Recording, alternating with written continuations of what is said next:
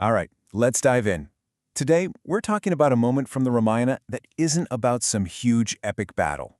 No, this is something quieter, but maybe even more powerful. It's that exact instant when a long, desperate search finally ends, all in a single profound connection. It's a question we all have to ask ourselves eventually. For Sita, who was imprisoned, totally alone, well, hope was pretty much gone. This is the story of how it found her. So, our story kicks off not in some grand golden palace, but in a garden. It's called Ashoka Vatika. And even though it's beautiful, you can just feel this heaviness, this sorrow in the air.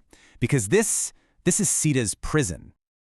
Just try to picture it, right? You've got these tall Ashoka trees, almost like they're silent witnesses to everything. Moonlight is just barely filtering through. You've got demon guards walking the paths.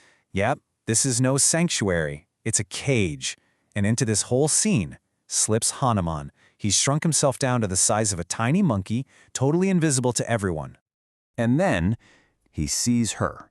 There, under a tree, is this figure who just radiates this deep, profound sadness. And he knows. It's Sita, the princess of Videha, now a captive. So far from anyone and anything she loves. So what's she even doing in this awful place? Well, she's just looking up at the sky. Her lips are moving, but there's no sound. She's whispering the one name that gives her any strength at all. Rama. And this is the first time Hanuman actually sees her. He's not looking at a queen. What he sees is a soul in just deep, deep anguish. She's so thin from fasting, from refusing to eat any of her captor's food. Her royal clothes are gone, replaced with just simple garments. And her eyes, man, they hold a whole ocean of sorrow. And seeing her like this, it just hits him. Hanuman is literally trembling with emotion. This isn't just a mission anymore. Oh no, this is personal now. Her suffering, it just fuels his resolve. He sees the absolute injustice of it all. So just as you think the scene is settled into this quiet grief, bam, the whole atmosphere just shatters.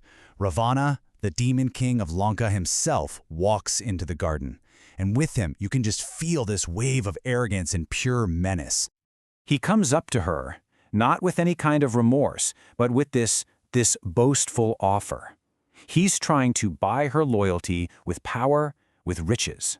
He completely, totally misunderstands who she is, the nature of her heart. But this is where we see Sita's true spirit. I mean, despite being so physically weak, so isolated, her voice is completely firm.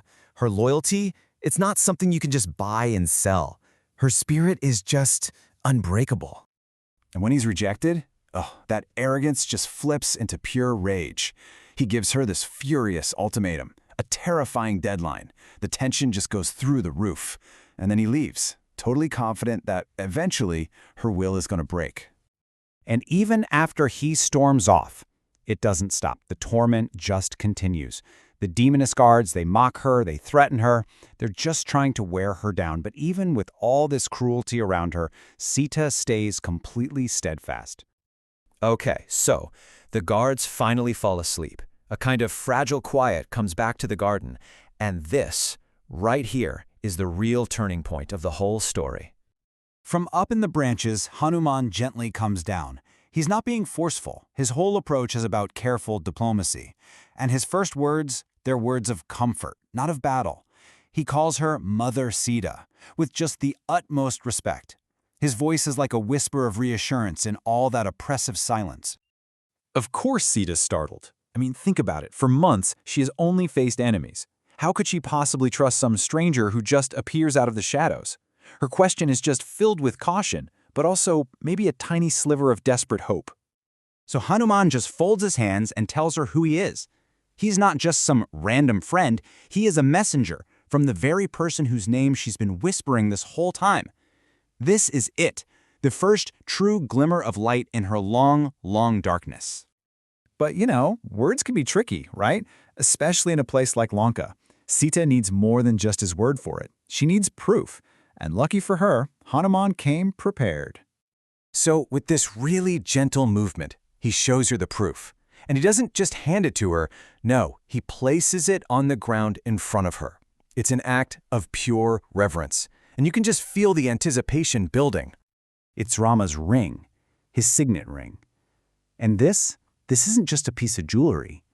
It's an undeniable symbol of who he is, of his promise, of his love.